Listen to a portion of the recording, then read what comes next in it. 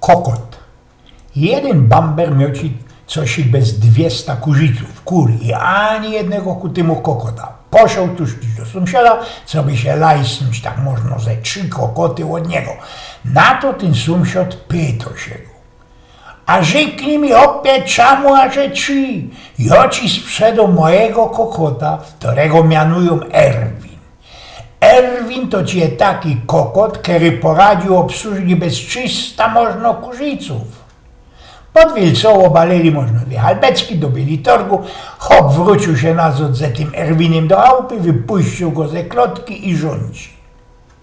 No, słuchaj no Erwin, samo swoje łęście czeko na cia bez 200 kur, wyluzuj się, jeżeś jedynym kokotem w mojej dziedzinie, nie możesz się co dziczyć, uwijać i no mi się nie przyjdź na skapka, bo chdą zacia mocka pieniędzy.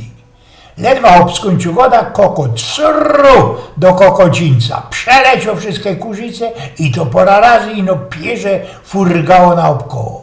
Sru i pogzuł dolałby wele, kaj byli kaczyce, te same. Hop wrzescy próbuje go zahaltować, próbuje go sztopnąć, ale kaj tam. Sru, Erwin pogzuł za stadem gęsi i stracił się we oddali. Zaoskrył o szaroku wstowo, zaziro, opaternie ten hop, a sam na placu leży choby nieżywy Erwin, a genau nad nim furgają gajery, znaczy się sympy.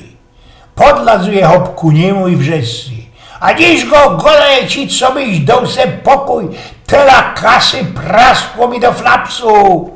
Na to ten kokot Erwin otwierał pomaluśku jeden ślip i mrący bez zaciśnięty dziób. Cii, zawrzyj się, hopie, spierdalej, hopie, bo mi gajery, znaczy się sympy płuszysz. Eugen z Pnioków.